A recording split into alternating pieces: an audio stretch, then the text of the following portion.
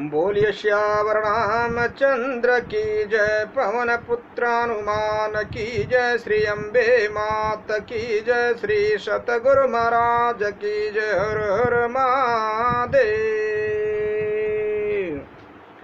राजा राम राम राम सीता राम राम राम, राजा राम राम राम सीता राम राम राम, राजा राम राम राम सीता राम राम राम, राजा राम राम राम सीता राम राम राम, राजा राम राम राम सीता राम राम राम, राजा राम राम राम सीता राम राम राम, राजा राम राम राम सीता राम राम राम, राजा राम राम राम सीता राम राम राम, राजा राम राम राम सीता राम राम राम, राजा राम राम राम सीता राम राम राम, राजा राम राम राम सीता राम राम राम,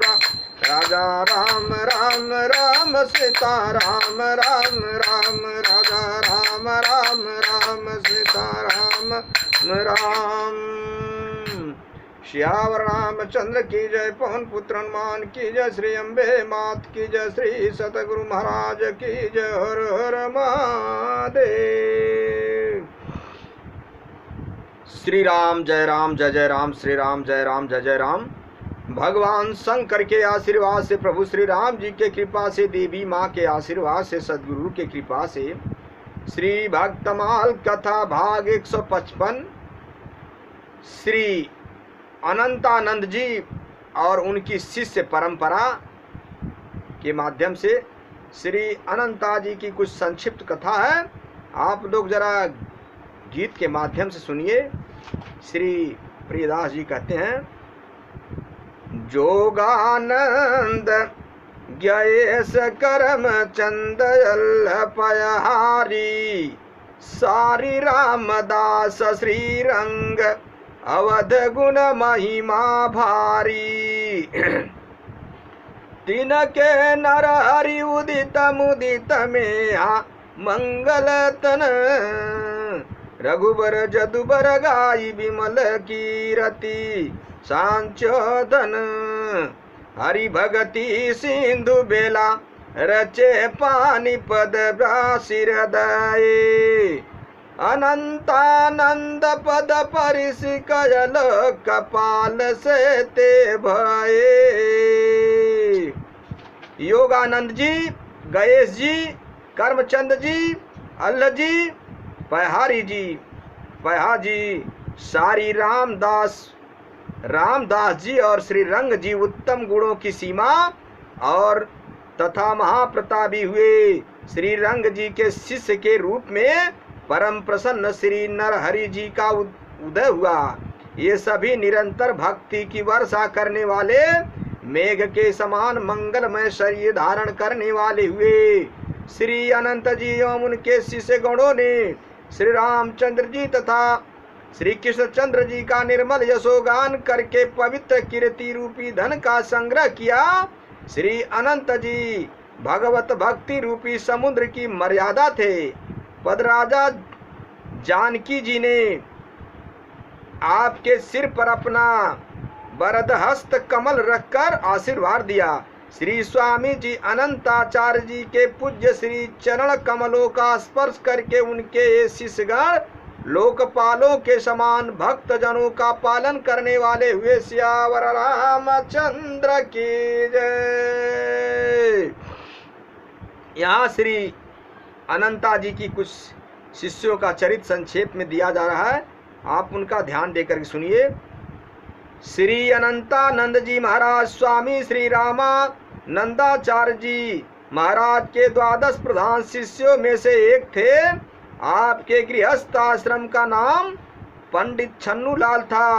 आपका जन्म अयोध्यापुरी के समीप रामरेखा नदी के तट पर स्थित महेशपुर नामक ग्राम में हुआ था, परंतु आपकी शिक्षा दीक्षा काशी में हुई थी और आप वहीं बस गए थे।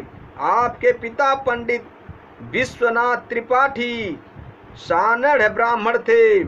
भगवान श्री राम और अयोध्या धाम के प्रति विशेष निष्ठा होने के कारण ये अवधू पंडित नाम से विख्यात थे। सियावर रामचंद्र की जय। अवधू पंडित भगवती सरस्वती के बड़े भक्त थे। कहते हैं कि माता सरस्वती के ही आशीर्वाद से कार्तिक पूर्णिमा संवत 1363 विसंवत को श्री अनंता जी का जन्म हुआ था। महापुरुषों का जीवन बहुत ही विषम होता है। गोस्वामी तुलसीदास जी की ही भांति आपकी भी माता का परम धाम गमन आपके जन्म के ठीक बाद ही हो गया था। उसके कुछ समय बाद पिता की भी छत्र छाया सिर से उठ गई। अब तो बालक छन्नू अनाथ ही हो गए। ऐसे समय में अवधू पंडित के यजमान ग्वालों की दृष्टि आप पर पड़ी। उन लोगों ने आपका लालन पालन किया। थोड़े बड़े होने पर आप भी ग्वाल बालों के साथ वन में गाय चराने लगे। सियावर रामचंद्र की जय। गातांग से आगे। एक दिन आप वन में गाय चरा रहे थे। उसी समय आपको दिव्य बंसी ध्वनि सुनाई पड़ी। आप उस ध्वनि से आकर्षित होकर उस स्थान पर पहुंचे जहां संवरू नामक सावला सलोना बालक अपनी गाय को चराते हुए बंसी वादन कर रहा था। आपकी बालक संवरू से मित्रता हो गई। अब तो संवरू के साथ गाय चराना और उसका बंसी वादन सुनना आपका नित्य कार्य हो गया। आप दोनों की मित्रता इतनी प्रगाढ़ हो गई कि एक पल का भी विरह अच्छा नहीं लगता था। अतः आपने एक दिन अपने मित्र से बात बताई और स्वयं को भी अपने घर ले चलने को कहा। कहने की बात नहीं की।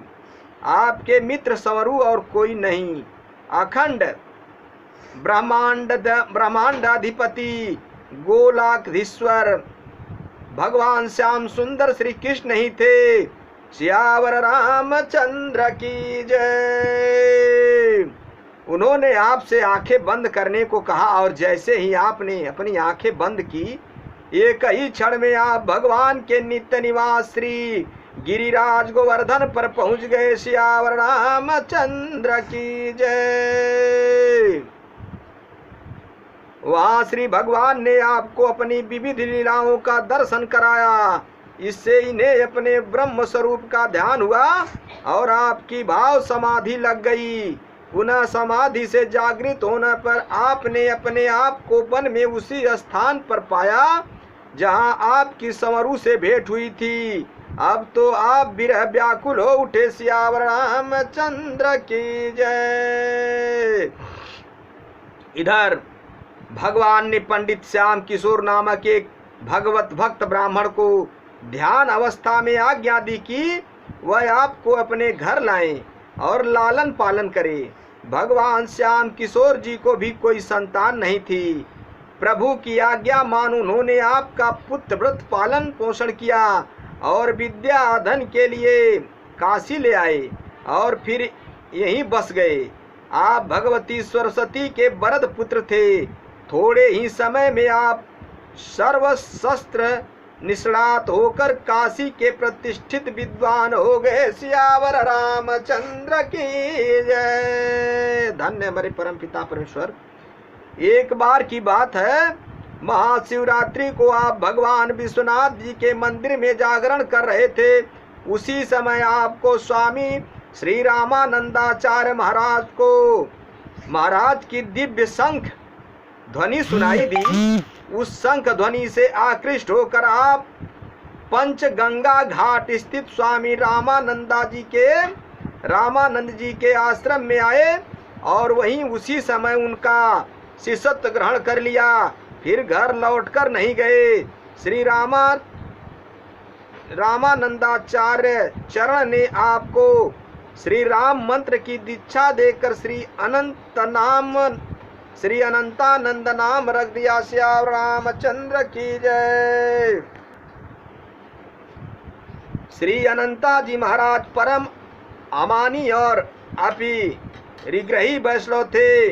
आपने अपनी समस्त संपत्ति, घर द्वार आदि को तृण के समान त्याग दिया और आश्रम में रहते हुए बुहारी करने लगे। साधुता सिद्धि की कारक होती है। अनंतानंद जी गुरु कृपा से सिद्ध महात्मा हो गए थे। एक बार श्री कृपा शंकर जी नामक एक सिद्ध योगी आचार्य चरण श्री रामानंद जी महाराज के दर्शन करने आए। उस समय श्री आचार्य श्री समाधिस्थ थे। अनंता जी ने जब दर्शनार्थ आए योगी अतिथियों को आकाश में स्थित देखा तो स्वयं भी उनके स्वागार्थ आकाश में ही जाकर उनके लिए आसन बिछा दिया और धूप से रक्षार्थ 14वां तान दिया। सिद्ध लोग उनके इस अद्भुत प्रभाव को देखकर विस्मित हो गए और उन्हें विश्वास हो गया कि श्री रामानंद जी सिद्ध संत हैं। जब उनके शिष्य का ऐसा प्रभाव है तो उनकी महिमा की क्या इत्या। भगवान श्री कृष्ण के प्रति बालपन का आपका मित्र भाव जीवन भर बना रहा और प्रभु भी आपके प्रति अपने मित्र भाव का निर्वाह करते रहे। कहते हैं कि एक बार आश्रम में नित्य भोग के लिए दूध की आवश्यकता थी और दूध देने वाले ग्वाले के यहाँ अशौचावस्था थी, अतः उसके यहाँ दूध का स्वीकार नहीं हो सकता था। ऐसे समय में आपने अपने बाल सखा संवरू का दूध के लिए स्मरण किया और भगवान भी उसके भाव की पूर्ति के लिए दूध लेकर संवरू के रूप में उपस्थित हो गए। सियावर रामचंद्र की जय। अनंतानंद जी अपने समय के काशी के प्रसिद्ध विद्वान थे, परंतु विद्या का अभिमान आपको लेस मात्र भी नहीं था। एक बार कश्मीर के एक दिग्विजयी पंडित ने आकर काशी के विद्वानों को शास्त्रार्थ की चुनौती दी।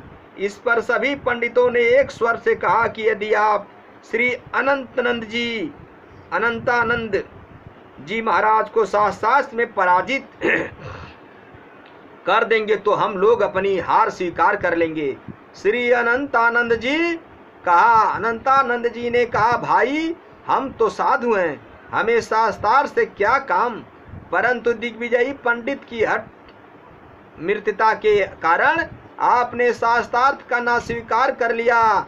अंत में परिणाम यह हुआ कि दिग्विजयी पंडित पराजित हो गए और श्री नंद जी से मंत्र दीक्षा लेकर उनके शिष्य बन गए। सियावर रामचंद्र की जय। मेरे भाइयों, मेरे मित्रों, मेरे बंधुओं, ईश्वर सत्य है, जगत मिथ्या है। जो भी भक्त हो, संत हो, मनुष्य हो, भगवान के भक्ति के मार्ग में अपना कदम रख देता है, उनके पथ में कदम रख देता है, मन लगा लेता है, भगवान का भक्ति करता है, उनका नाम का स्मरण करता है, भगवान की सेवा करता है, विश्वास मान के भगवान उसके सारे मनोकामना को निश्चय ही पूरा करते हैं। निसंदेह इस पे विश्वास मानिए। हमारे ऋषियों ने, मुनियों ने, वेदों ने, संतों ने, सभी लोगों की ये आदेश है कि भगवान पे विश्वास मानकर उनका भजन कीर्तन करें, जीवन का कल्याण होगा। ये मनुष्य शरीर बड़े भाग्य से मिला है, इसे पा करके व्यर्थ न करें। हर पल हर घड़ी कहीं भी कैसे भी हरि का भजन करें, उनका दर्शन करें, स्पर्शन करें, अपने जीवन का कल्याण करें। हरि बड़े दयालु होते हैं, ईश्वर बड़े दयालु हैं, वो किसी न किसी रूप में जरूर आपकी मनोकामना को पूर्ण करेंगे। सिर्फ वो तो आपके भाव के भूखे हैं, आपके भजन के भूखे हैं। आप उनसे प्रेम लगाइए, नेह लगाइए, कैसे भी लगाइए, भगवान से आप नाता जोड़िए, उनका भजन करिए, कल्याण निश्चय होगा। ये हमारे साधु संत, वेद ऋषि मुनि संतों ने, सभी लोगों ने कहा है, इसलिए आप लोग भी विश्वास करके मानिए। बड़े भाग्य मानुष तन पावा, सुर दुर्लभ संतन ग्रंथ न गावा। ये मनुष्य का शरीर साक्षात मोक्ष का दरवाजा है। ये बड़े भाग्य से मिला, इसे पा करके व्यर्थ न करें।